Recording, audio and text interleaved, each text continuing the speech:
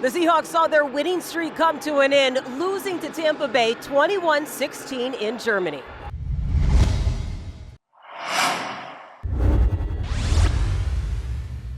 Well, this feels like a real opportunity missed. Coming here in this beautiful setting, all the build-up and everything that the game could have been, it was, and hype, and the fans were extraordinary, and everything was about this whole trip has been great. So the opportunity to win the game here would have been one to really cherish, and I'm sure that they will. A spirited week of practice didn't carry over to the beginning of the game.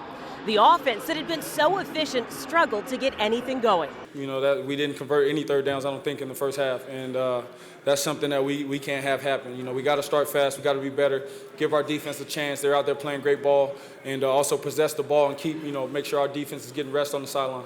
Tampa, meanwhile, found their rhythm early thanks to a running game that had been non-existent up to this point in the season. They broke some tendencies that, that we studied during the week, and that's what you gotta expect that, with Tom, and he's managed the game, he understands, and him and Leftwich have a good thing over there. So I just think at the end of the day we got to get some of that leaky yardage out. When we get the leaky yardage, and we start stopping, and we get them behind the sticks, we got to keep them behind the sticks. The Seahawks did make adjustments on both sides of the ball at halftime. And the offense moved the ball much better in the third quarter, but just when they found their rhythm, a fumble killed the drive and a scoring opportunity. I got to protect the football. That can never happen. God made a great play as I was going down, but if I don't turn it over in the red zone, I think it's a different game. Seattle did find the end zone twice in the fourth quarter. Tyler Lockett scored midway through the quarter, and then Cody Barton came up with the first pick of his career. Seattle got points off of that Bucs turnover when Geno found Marquise Goodwin in the end zone. Obviously, Coach called a perfect play at the perfect time. I think it was fourth down, so it was kind of like we needed it.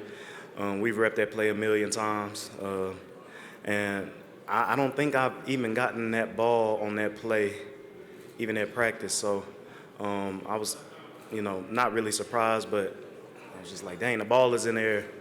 It's a race to the sideline at that point, and 11 out of 11 times I'm going to win that. So shout out to Geno for the perfect ball, the O-line blocking, and Tyler, honestly, getting his guy underneath. So it was just one-on-one for me. It's not the outcome the Hawks wanted, but an opportunity to learn and grow. I think this experience is going to humble us and get us back to the basics and just start all over again. I think we got to lock in, and everybody has to understand the assignment and understand what we're doing.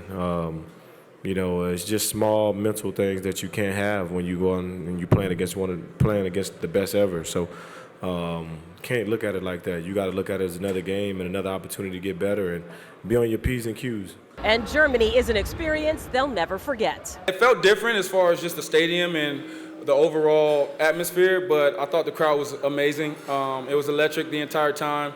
They had a few soccer chants. I was, looking forward to that, and so it was a great experience, and I definitely enjoyed it. It was awesome. Think about, it's kind of cool. It was loud, it was awesome. It was really cool. The 21-16 loss to Tampa Bay is disappointing, but Seattle has a bye next week before facing the Raiders at home.